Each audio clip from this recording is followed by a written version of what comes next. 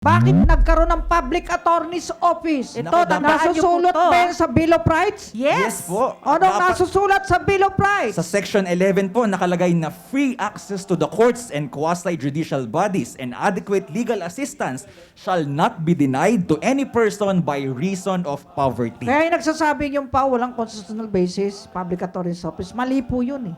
Sa Section 11, yung free access to the courts and quasi-judicial bodies and adequate legal assistance, nasusulat po yan, right po yan. Human rights po yan ng ating sambayanang Pilipino.